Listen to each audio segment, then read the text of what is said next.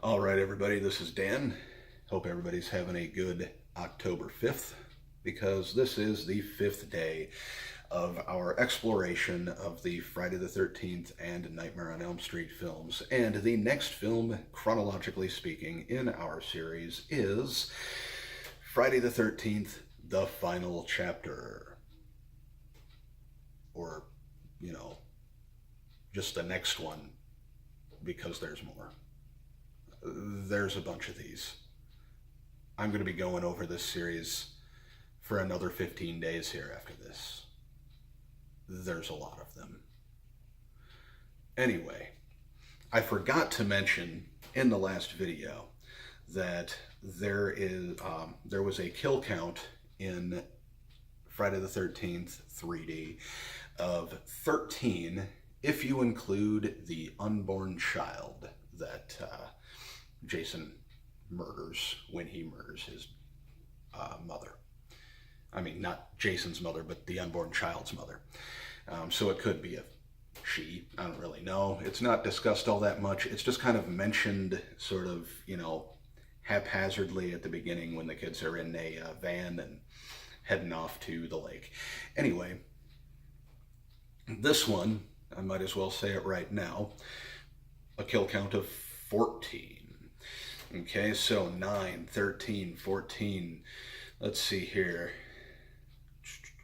22, 32, 36. So at the end of this movie, Jason has a kill count of 36. Anyway, so in this film, starts off, Jason is brought to a hospital, put in the morgue, and of course there's some stupid horny guy working at the morgue watching horror movies in the middle of the night, waiting for this nurse to come in so he can bang her. And while he's waiting, of course, Jason pops back out of the morgue freezer and murders him, goes and murders the nurse as well, and heads back out to the lake. Of course, he has his signature hockey mask now, and he will from now until the end of the series, or the current end of the series, because who knows, they might decide to go ahead and make more of these. Anyway, this is the final film where Jason is an actual living, breathing human being. We'll get into that later on. We'll get into an interesting theory I have for why Friday the 13th Part 9, or as it's officially called, Jason Goes to Hell, The Final Friday, isn't as bad of a movie as what people may think. There's actually a couple of different theories on that. We'll be getting into that once we get to that film. Anyway, in this one, we have Crispin Glover, for some reason. I don't know what people see in him. Who is just one of the many people who ends up getting offed. He gets corkscrew shoved into his hand, and he just gets, slaughtered after that. But the deaths in this one, not quite as interesting as the ones in the previous films in the series. We also have Corey Feldman, one of the Coreys, who, there was a point in the 1980s where you could not watch a film without seeing one of the Coreys, either Corey Feldman or Corey Haim in it, and this is no exception. This, however, is a particularly young Corey Feldman. In the later films that he made, he, was much older, but he has never looked any different.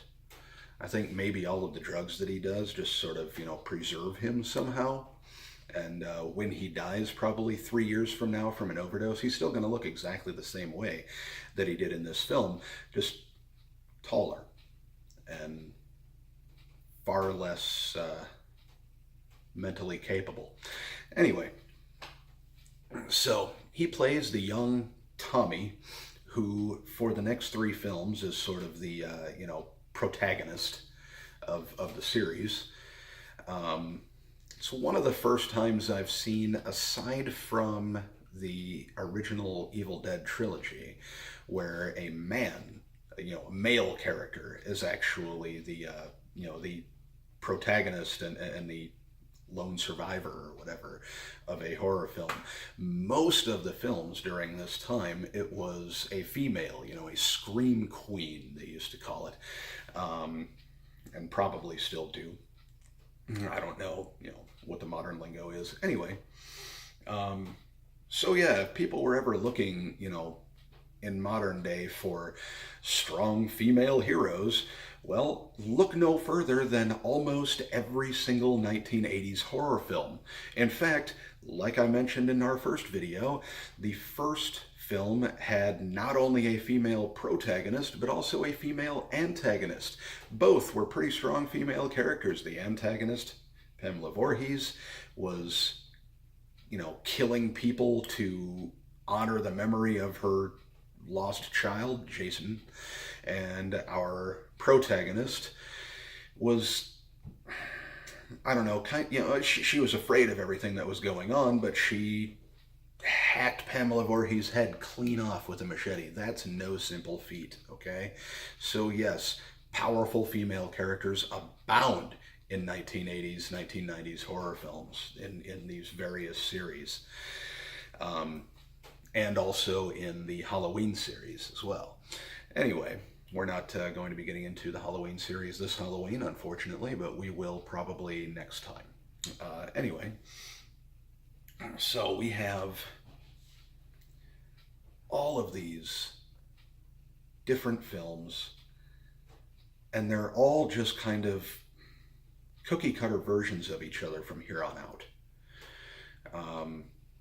It's just bringing back Jason and having him kill people in different ways. It would be like if I were to be making several of these videos back to back on the same night and just changing my shirt and putting on a hat.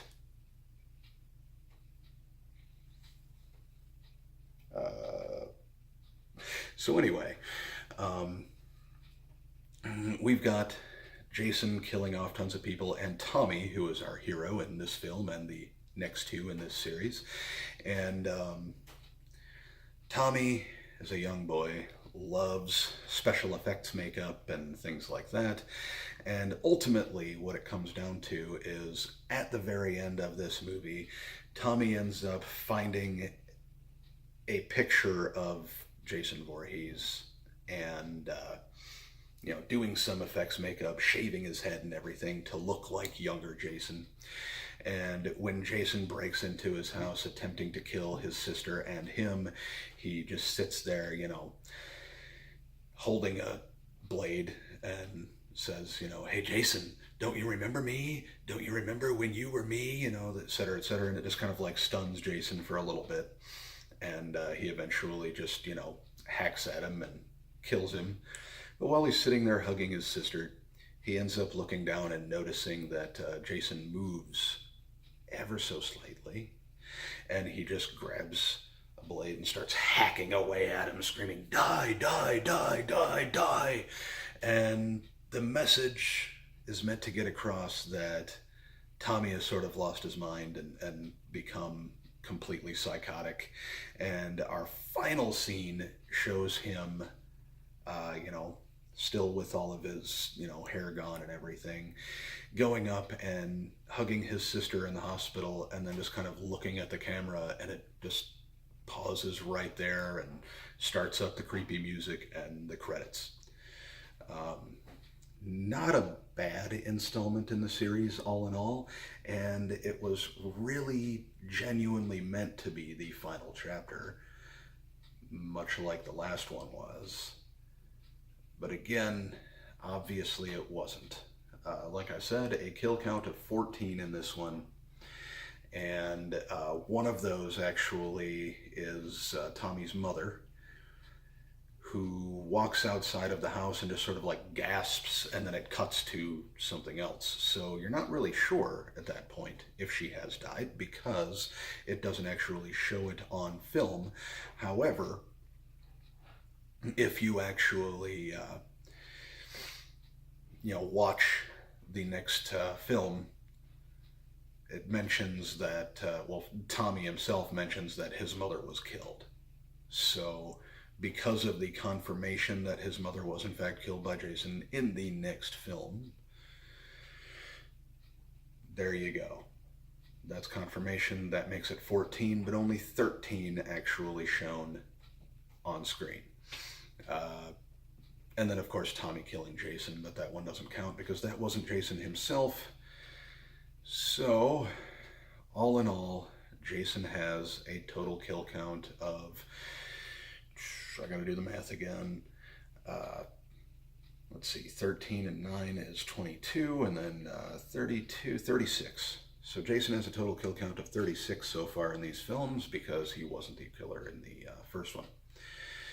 Alrighty, so our next film, we're finally going to be getting back to Nightmare on Elm Street with Nightmare on Elm Street Part 2, which I honestly feel is the best in the series.